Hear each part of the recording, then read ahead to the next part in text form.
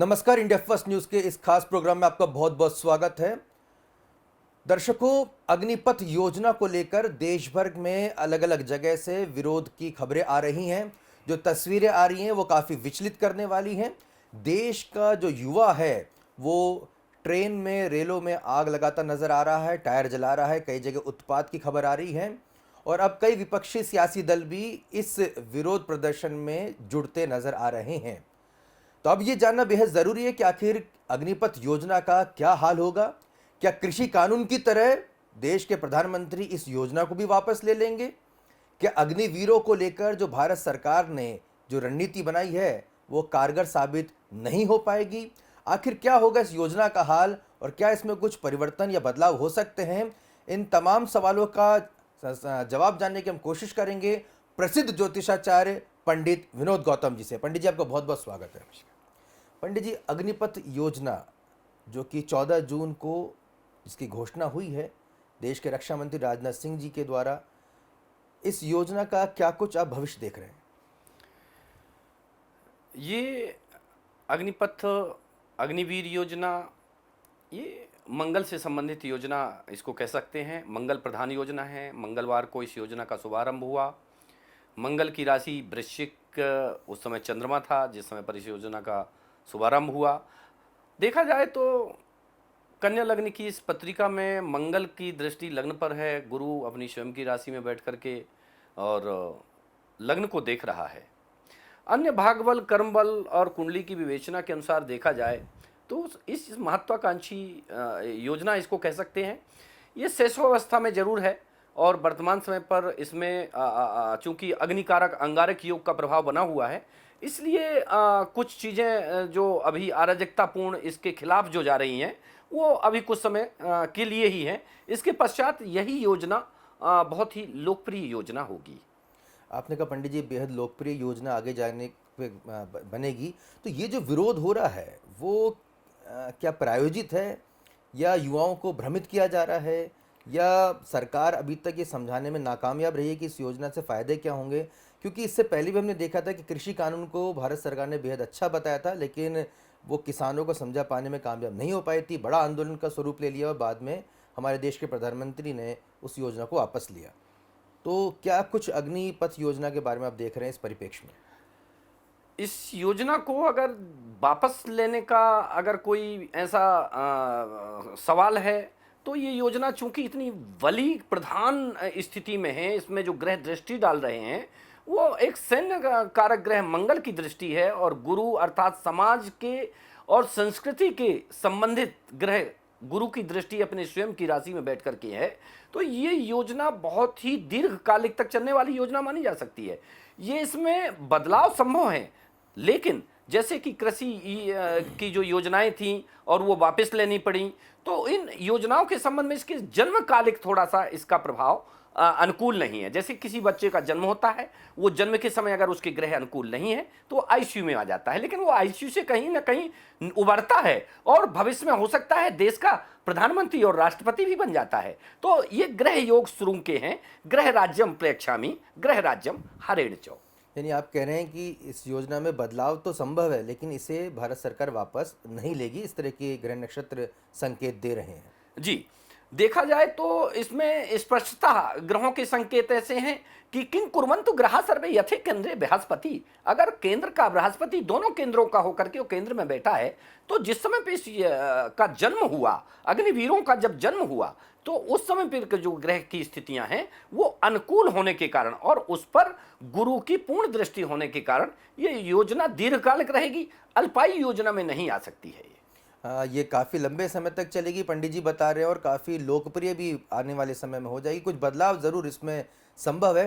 पंडित जी, ये भी जानना चाहेंगे कि जो अग्निवीर हैं, जो इस योजना के तहत हमारे देश के जो युवा हैं जो अग्निवीर बनेंगे, ये योजना हमारे देश को कितना लाभ पहुंचाएगी? अग्निवीर हमारे देश के राष्ट्र में, समाज में कितना बड़ा योगदान दे पाएंगे? क्योंकि कुछ ऐसी खबरें आ रही हैं कि युवाओं का ये कहना है कि साहब हम 4 साल में या इतने अल्प समय में क्या कुछ सीख पाएंगे और हम तो लंबे समय तक सेवा देना चाहते हैं। तो इस योजना में जो पार्टिसिपेट करेंगे, जो अग्निवीर बनेंगे, उनका भविष्य आप क्या देख रहे हैं?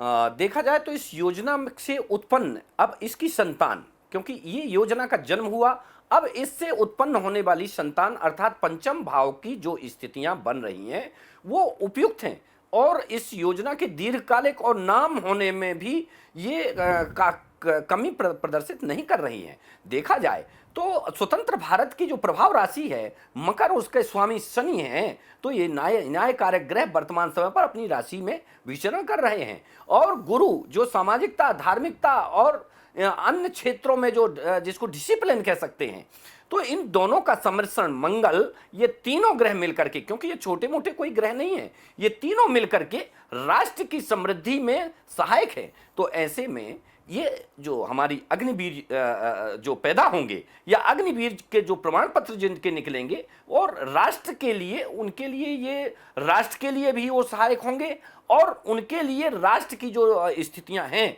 वो सर्वोपर होंगी। ऐसे में ये माना जाएगा कि राष्ट्र निरंतर वृद्धि करेगा और देखा जाए तो राष्ट्र को इसकी अभी वर्तमान समय पर जरूरत भी है। राष्ट्र को इसकी ज़रूरत है पंडित जी, लेकिन अग्निवीर जो बनेंगे या जो युवा हैं जो इस पार्टिसिपेट करेंगे, उनका ये है कि भ्रम या कहे जाए सवाल है उनका कि भाई देखिए 4 साल बाद जब हम निकलेंगे तो हम फिर से बेरोज़गार हो जाएंगे, हमें फिर से रोज़गार की तलाश करनी होगी। मेरा प्रश्न ये है कि अग्निवीरों का भविष्य आप रोज़गार संबंध में कैसा देख रहे हैं? जब अग्निवीर बन के वापस से सेना छोड़कर जब आएंगे तो उनका रोज़गार के अवसर कितने उनको अच्छे मिलेंगे या उनको दिक्कतों का सामना करना पड़ सकता है रोज़गार प्राप्ति में, या उन भविष्य कैसा रहेगा उनका? अगर उनके भविष्य की अर्थात जिसने जन्म लिया है उसके संतान की अगर बात करें तो निश्चित तौर पर वो एक बहुत ही भाग्यगत स्थितियों में जा रही है।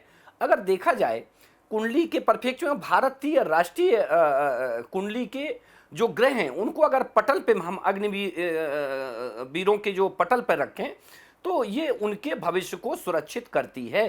साथ ही देखा जाए तो ये एक शुरुआत है, ये एक बहुत बड़ी शुरुआत है और देखा जाए तो कुंडली के ग्रह और नक्षत्रों के अनुसार भविष्य में जो हमारे ये अग्निवीर हैं इनको बहुत ही अच्छी स्थितियों में भारत सरकार, साथ ही अन्य जो प्रादेशिक सरकारें हैं उनका विश्वास बढ़ेगा और देश का विश्वास इनके ऊपर बढ़ेगा। और जैसे ये सभी जगह जो हमारे सैनिक वर्ग पूजे जाते हैं उसी प्रकार से ये चाहे वो पुलिस में हो, चाहे वो किसी भी अग्निवीर बनकर के किसी भी कार्यालय में जाएं, वहां पर इनका सम्मान ही होगा और इनके ऊपर लोग विश्वास करेंगे। तो इनका भविष्य कहीं अंधकारमय नहीं है, इनका भविष्य उजाले की ओर है और आगे भी अभी और भी ऐसी योजनाएं बन सकती हैं, क्योंकि उसी से संबंधित, अग्निवीर से ही संबंधित, देखो जुड़वा देखा कई बार क्या होता है कि बच्चे का जन्म ही 2 बच्चे हो जाते हैं, तो अग्निवीर से ही संबंधित ऐसी कुछ अन्य योजनाएं भी इसी के समकक्ष सेना द्वारा और भी बनाई जा सकती हैं। इस तरह की और योजना आएंगी और पंडित जी का साफ तौर पर कहना है कि जो अग्निवीर बनेंगे, जो वापस समाज में आएंगे तो उनको नौकरी संबंधी कोई दिक्कत नहीं आएगी, बल्कि उन पे लोग ज़्यादा भरोसा करेंगे, उनके दूसरी सरकारी सेवाओं में अवसर काफ़ी अच्छे मिलेंगे, उनका देश भर में सम्मान होगा। तो अग्निवीरों को लेकर और पंडित जी ये भी कह रहे हैं कि इस तरह की और भी इससे समकक्ष योजनाएं जो हैं वो भारत सरकार आने वाले दिनों में ला सकती हैं। और हमने देखा भी इजराइल जैसे देश जो आज भले ही छोटे से मुल्क हैं लेकिन उन्होंने अपनी ताकत से पूरे विश्व में अपना लोहा मनवा रखा है, वहाँ पर इस तरह की कंपलसरी ट्रेनिंग दी जाती है आर्मी की हर बच्चे को, हर युवा को, और इससे उनके राष्ट्र में काफ़ी जो है काफ़ी उनकी उन्नति हुई है पंडित जी, और एक बल मिलता है राष्ट्र को। एक सवाल ये भी हो रहा है कि पंडित जी आखिर ये जो अभी विरोध हम देख रहे हैं बहुत ही आक्रामक विरोध है, देश की जो संपत्ति उनको नुकसान पहुंचाया जा रहा है, ये योग कब तक आप देख रहे हैं, कब तक इस तरह से विरोध प्रदर्शन चलता रहेगा? हाँ, ये बहुत स्पष्ट तौर पर आपने प्रश्न किया है, तो मैं इसका जवाब भी स्पष्ट दे दूं कि ये 27 दिन का ये योग है। चूंकि कई बार जब मूलक या 27 पड़ जाते हैं किसी नक्षत्र के या अंगारक योग में कोई जन्म लेता है, तो चूंकि इस योजना का जो अंगारक योग में जन्म हुआ है, अतः ये अभी 27 दिन पश्चात ये योजना लोकप्रिय होगी और फले फूलेगी। 2024 तक आते आते ये योजना विदेशों में भी लोकप्रिय हो जाएगी। मतलब आप पंडित जी के साफ तौर पे कहना है कि ये वो दौर है जहाँ पे लोग समझ पाएंगे कि आखिर इस योजना का फायदा है क्या, क्योंकि लगातार पंडित जी एक शब्द इस्तेमाल कर रहे हैं, उपयोग में ला रहे हैं, वो है लोकप्रिय। यानी कि अभी ये योजना के बारे में जैसे जैसे लोगों को पता चलेगा ये योजना उतनी ही प्रभावी होगी, उतनी लोकप्रिय होगी। और विरोध के स्वर वैसे वैसे ही धीमे होते जाएंगे और ज्योतिषीय गणना के आधार पर अगले 27 दिनों में लोग इस योजना के बारे में पूरी तरह से समझ जाएंगे और इसी प्रकार से विरोध प्रदर्शन में भी काफ़ी कमी आएगी। पंडित जी, कोई षड्यंत्र का भी आप योग देख रहे हैं कि भाई कुछ ऐसी विदेशी ताकतें या कुछ ऐसे सियासी कारण हैं जो युवाओं को भ्रमित कर रहे हैं? जी हाँ, इसमें कई बार रोग कारक ग्रह जो होते हैं वो चूंकि शनि षड्यंत्र से संबंधित है और शनि अपनी राशि में ऊपर बैठा हुआ है और यहाँ पर भी जब इस जन्म इसका हुआ है योजना का, उस समय षष्ठम भाव में वो विराजमान है और शुक्र चूंकि अष्टम भाव में, तो षष्ठम अष्टम का संबंध बन गया है। तो जैसे बालक कोई जन्म लेता है, मैं पूर्व में भी बता चुका हूँ, तो वो कभी कभी बीमार होता है या वो आईसीयू में होता है, तो उसको ये नहीं कह सकती कि उसका भाग्य खराब है या भविष्य में ये इंजीनियर, डॉक्टर या अन्य बड़ी कलेक्टर नहीं बन सकता है। बन सकता है, क्यों नहीं बन सकता है? भले भले वो उस समय, वो जिस समय तक आईसीयू में है उस समय तक ही सिर्फ उसको संकट है। और संकट कई प्रकार के होते हैं, षड्यंत्रकारी प्रभाव भी होते हैं। कई बार बच्चा जब जन्म लेता है उस समय संक्रमण हो जाता है, उस समय की स्थितियां सही नहीं होती, समय अच्छा नहीं होता है, तो ऐसी स्थिति में संक्रमक योग से इनकार नहीं किया जा सकता है। अर्थात जो षड्यंत्री योग है वो समय इस योजना में चल ही रहा है और 2024 तक इस योजना के साथ साथ चलता रहेगा। अगर देखा जाए तो मेरे अलावा भी आप सभी लोग अपने हृदय पे हाथ रख के इस कार्यक्रम के माध्यम से जो लोग देख रहे हैं, क्या आप अपने बालक को इस योजना में नहीं भेजेंगे? बिल्कुल, ये बड़ी बात यहाँ पे पंडित विनोद गौतम जी द्वारा कही गई है और कहा भी गया है दर्शकों की जो सेना का जो कर्तव्य होता है, जो अपेक्षा की जाती है वो है देश सेवा। सेवा इसका भाव इसमें बड़ा रहता है। इसमें नौकरी का भाव जो होता है, रोजगार का भाव उसमें कम होता है और हर भारतीय चाहता है कि उसको देश की सेवा करने का मौका मिले, एक अवसर मिले।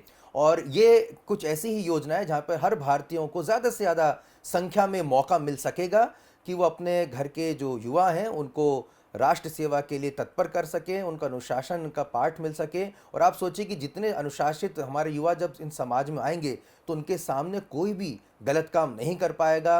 वो ये कहीं ना कहीं जो उनका शारीरिक बल, मानसिक बल, वो तमाम जो उनका जो अनुशासन है वो पूरे समाज को लौकिकता प्रदान करेगा। ऐसे लोगों को कौन इग्नोर कर सकता है? कौन उनको नौकरी नहीं देना चाहेगा? और इतनी कम आयु में ही जब उनके पास में बल, बुद्धि और साथ साथ उनके पास धन भी रहेगा, तो आप सोचिए कि उनका जो जज्बा है उससे हमारा राष्ट्र कितना आगे बढ़ेगा। और मुझे ये व्यक्तिगत लगता है, मैं किसी विरोध का यहाँ पर कहीं मैं बिल्कुल गलत नहीं मानता किसी प्रकार का लोकतांत्रिक तरीके से, लेकिन विरोध होना चाहिए। इस तरह से संपत्ति को नुकसान नहीं पहुँचाना चाहिए। लेकिन अगर ठंडे दिमाग से सोचें तो इस तरह के अवसर अगर हमें मिल रहे हैं तो निश्चित तौर पर उसके गुण दोष को एक बार परख लेना चाहिए कि क्या सही है क्या गलत है। उसके बाद लोकतांत्रिक तरीके से उसका विरोध अगर किया जाए तो ज़्यादा बेहतर होगा। ये हमारी तमाम जो हमारे युवा हैं जो देश की संपत्ति को नुकसान पहुंचा रहे हैं, एक बार गौर करें कि आप लोग जब इस तैयारी कर रहे हैं सेना में जाने की, तो राष्ट्र की संपत्ति की रक्षा करने के लिए आप तैयारी कर रहे हैं।